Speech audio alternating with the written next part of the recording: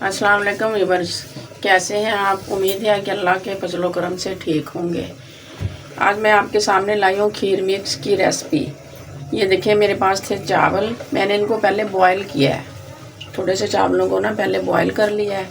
Boil करके फिर मैंने इनको ग्राइंड किया है। ग्राइंड करके अब दूध में ना डाल दिया है। ये देखें, ये दूध में डाल दिया मैंने, और इसमें मैंने डाली हैं खजूरें, बादाम, पिस्ता और अखरोट वगैरह। देखिए बिल्कुल खीर मिक्स की तरह का यह बनेगा, जैसे बाज़ारी खीर मिक्स होती है। तो पता ही नहीं चलेगा कि बाज़ार की है, बल्कि बाज़ार से भी बहुत ज़्यादा अच्छी बनेगी। अब देखें ये मैं इसको पकाने लगी हूँ।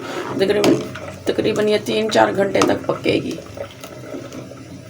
ये देखें व्यूअर्स, ये ना हमारी खीर तकरीबन तैयार हो चुकी है, लेकिन ना हमने अभी उतारना नहीं है इसको। 10 मिनट पहले हमने जब उतारने से ना, अब चीनी हमने बाद में डालनी है, क्योंकि इससे ना दूध ख़राब होता है और ना कोई मसला नहीं फिर बनता ना, चाहे 4 दिन के लिए रख देते हैं। ये देखिए ज़रा, चीनी मैंने अब डाल लिया। अब इसको हिलाते हैं और 10 मिनट के लिए ना हमने इसको रखना है। ये देखिए व्यूअर्स, खीर हमारी बिल्कुल तैयार हो चुकी है। बिल्कुल लजीजा मिक्स जैसी खीर बनी है। अब ये हम इसके ऊपर और बादाम डाल देते हैं, क्योंकि हमने पहले भी डालने हैं इसमें बहुत सी चीज़ें। तो ये देखें ज़रा,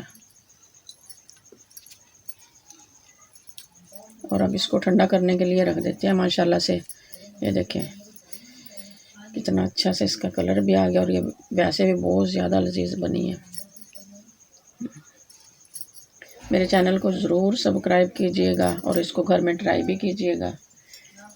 बाज़ार से लाने की ज़रूरत नहीं, घर में ही बना लें इसको ग्राइंड करके।